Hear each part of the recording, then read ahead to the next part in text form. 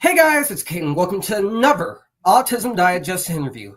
As I've said time and time again, at Autism Digest, we're all about offering different perspectives of autism awareness, whether that be the diagnosed, the parent, or the ally. Today we have an incredible guest. He's a 5-time WWE Tag Team Champion. He's wrestled alongside the likes of Too Cold Scorpio and Hulk Hogan. And despite multiple things he went through, alcoholism, 2 car crashes, and a leg amputation, he's been able to show strength, courage, and inspiration throughout his life. And joining me today, wearing a piece of WWE history, Mr. Buff Bagwell. Thanks for coming on, Buff. Hey, thanks so much. It's Caden, correct? Yes, sir, it is. Thank you so much, Caden. Thanks for the introduction. I appreciate that. Of course. I think a lot of people might remember you from the early days of WWE. You were one of the top wrestlers, and you have a piece of WWE history on your head right now. But for those that may not know you, do you mind starting this off by telling us your story in your own words? Absolutely. So my journey started with, with wrestling, started with in 1989, 1990. My parents were very wealthy family, and they, usually everybody's story starts off. I was a poor kid, and my family was broke, and we had no money. Well, my story starts off a lot different. My story starts off the opposite. Have you ever seen or heard the cartoon Richie Rich? I've heard of Richie Rich, but I don't think I've seen the cartoon. Well, that's an old cartoon. It was called Richie Rich. And it was a little boy that was named Rich that was rich, and he was. That was me growing up. It was crazy. We had a very successful lumber company that my parents worked at, and were very hard workers. But the three boys, we had a wonderful upbringing because we had money. We were athletes and all that. We loved sports, but all of that ended in 1988. I was 18 years old, and that ended because my parents' lumber company went under. So the boys had to find something to do. The other two brothers, older, already were working for Southeastern Building Supply. So after I graduate in 3 months, was going to work for Southeastern Building Supply. And when it went under, now three boys have got to decide what they're going to do for a living.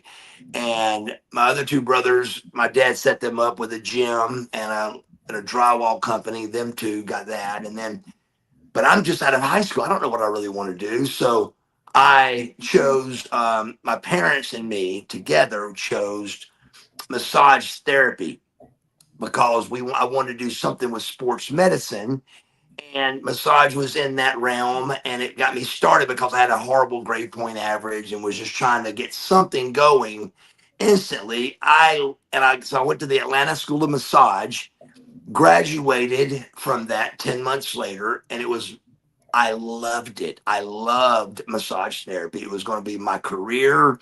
I graduated #1 in my class. I got the best job in Georgia. And then it just didn't pan out for me because of the female part of the thing, was women they didn't feel comfortable coming to a male massage therapist, I feel. And I was young. So from that, I was depressed because I worked really hard for this. And I was at the pool just kind of trying to figure things out and kind of depressed. And Missy Hyatt saw me at the pool. Missy Hyatt was a world championship wrestling, uh, like a valet manager. She worked for them. And she was like, "You should be a wrestler." And I said, "A what?" And she goes, "A pro wrestler." And I was like, and I knew about Ric Flair, and I watched Ric Flair, and I knew an announcer back then. His name was Gordon Soley, that everybody knew, and the Road Warriors and Dusty Rhodes, and I knew 5 or 6 names, Lex Luger, but I didn't ever imagine trying to be a pro wrestler or knew how to do that. So when she hits me with this, I'm like, those guys don't make any money. And she said, our lowest paid guy makes about $100,000 a year. And I was like, Tell me more. So she explains to how to get into it and so forth. Well, that started about a year and a half, which is incredibly fast. A year and a half venture that ends with signing with WCW in September of 1991. That's an amazing story, and as the saying goes, the rest is most likely for written record. There you go. My next question for you is, what experiences have you had interacting with the autism community that you want to talk about? I have not a lot. I've only done a couple of signings and stuff, and I was very the time that I went to the signing for it, the son had autism, and I was asking the father, and it was the only time I was able to learn a little bit about learn more about it. And I remember there was a wrestler named Lash LaRue that was doing caricatures, and the boy that had autism, he wanted it, and I could tell he wanted it, but he was missing the communication to get it done, and the father overlooked it. So I go grab the boy, and I said, "Come here for a minute, buddy." We went over, and Lash LaRue did his caricature. Do you know what one of those are? Yeah, I've had a couple done. Yeah, myself. that's really cool. So he did the character of him, and man, his face lit up, and it made me feel so good. But I don't have a lot of education on that. I don't know a lot of knowledge with the autism thing. I just know that it seems like there's different levels. But what hit me when I came on the show is, strength and inspiration is what you announced when I came on. And no matter what you have going on, that's two good things to have no matter what. I absolutely agree, and thank you so much for sharing that story. That made my day. Hey, my next question for you is, what neurodiversity initiatives have the WWE taken that you admire? Ask that question again. Absolutely. What neurodiversity initiatives has the WWE taken that you admire? Let's see. Well, first I want you to know that my career started with a company called World Championship Wrestling. They were WCW, and WCW was owned by Ted Turner. And then, when Ted Turner and Vince McMahon started going against each other with the WWF versus the WCW, the Monday Night Wars happened. And then when the WWF bought WCW, that's when the WWE was created in 2001. And so the WWE is a fantastic company. What a well-oiled machine, bro. It really is it's phenomenal where wrestling has came to with that.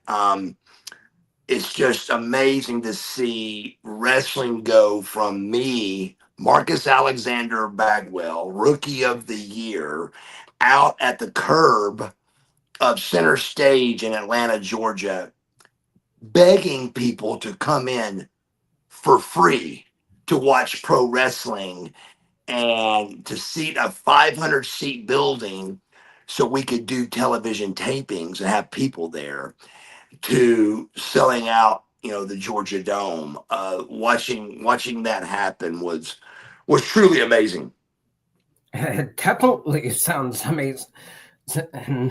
And I deeply admire the WWE's inclusion initiatives that they've had over the years. And I agree, it's amazing to see how far wrestling has come over the years. I'm 21 years old, and the history of wrestling honestly fascinates me, and any sport for that matter.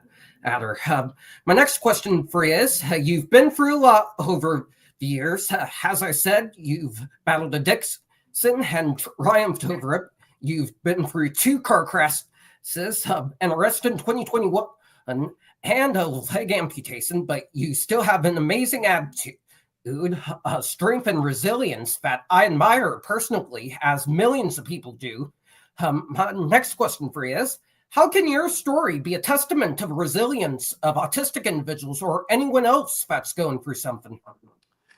You know, like I said, when you first brought me on using those words, I believe no matter what you have going on in your life, whether it's addiction, autism, cancer, leg amputation, car wrecks, anything, no matter what you have going on in your life, there's one thing that you've got to have to be successful, and that's God.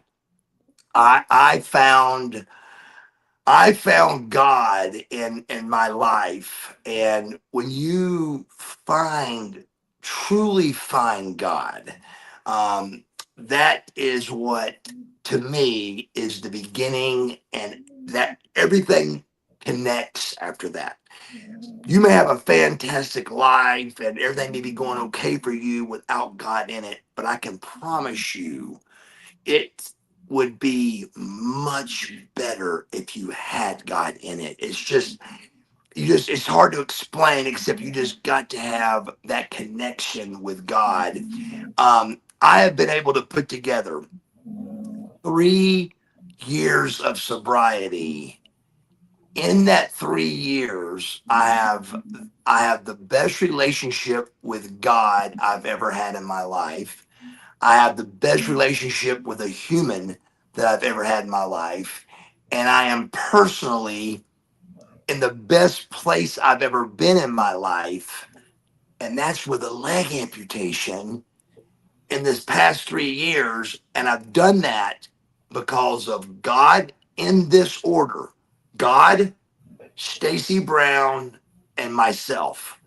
By putting those three things into action, full action, I have put together 3 years of sobriety. I've been happier, the happiest 3 years of my life.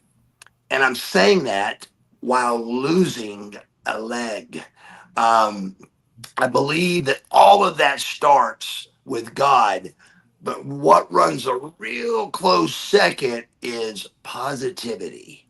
You've got to be positive about your situation, and you gotta step out, man. You gotta step out. I was lost for 20 years with alcohol and prescription pills, and you don't think you're lost because you make it normal, you make it okay. I'd wake up and my first drink was a beer, and that was normal to me, and anybody around me knew that was normal. And it's not normal. And you start getting beat down. I was still trying to go to the gym, and i would I believed in God, but I didn't have a relationship with God. And there's a big difference. But I believe that once you truly bring God into your life, everything comes in order. But positivity is very, very powerful. You've got to wake up with positivity, and a lot of people have trouble with this. I'll say start slow. Start with get up in the morning and just make your bed up. Because if you start the day off positive, there's a good chance you're going to end that day positive. If you start this day off not positive, there's a really, really good chance you're going to stay unpositive all day, very negative all day. And that's just human nature. It's just the way we are. But it's a mindset that comes more and more natural for you and more comfortable to you. But God and positivity is the answer to your question. And I absolutely agree. Although I'll add one more thing: family as well. I think it's important to have a good group of people in your corner. But I definitely love your answer. My Great. next, So keep that for a second. You're exactly right. Family is huge. Um, I have been, and family slash support team. I had a fantastic support system through my early days of sobriety. And I remember not really believing in needing a support team or support system. And looking back on it, man, it's a big reason why I was able to get clean and sober in the beginning was having that support team and family. Because a lot of people don't have that. So huge, huge part of all of it is family. Very good. Thank you, sir. I absolutely agree. My next question for you is, what's your advice to anyone, neurodivergent or not, that wants to make it in the world of wrestling? Anybody that want to make it in the pro wrestling world, I would say you have chosen the hardest time ever to do something. It's just, I mean, looking back on it, I look at it and I go, and I believe I was a very good wrestler. I believe I had a really good look, a really good character. But man, I believe that I made it because there just wasn't as many. When I signed with WCW at 21 years old, there was nobody else that young. It was a very young age to make it. And they didn't know what to do with me. They were like, what do we do with this kid, So they just we finally found a couple things to do with me, but they just didn't know what to do. But so nowadays, I believe that if you're going after pro wrestling, I believe you should, you got to go to a wrestling school that you believe in. There's several of them. You can just research that. There's, Cody Rhodes has one in Atlanta here, and there's several wrestling schools across the nation that you can go to, but you got to put yourself in that. I remember, into the school. But again, all of the other stuff comes after that. The staying positive and staying, you got to stay in there and you stay, coherent and with it and be really engaged is the word, engaged in pro wrestling. I believe no matter what, if you don't take pro wrestling on at 100% trying to make it, I don't think you will.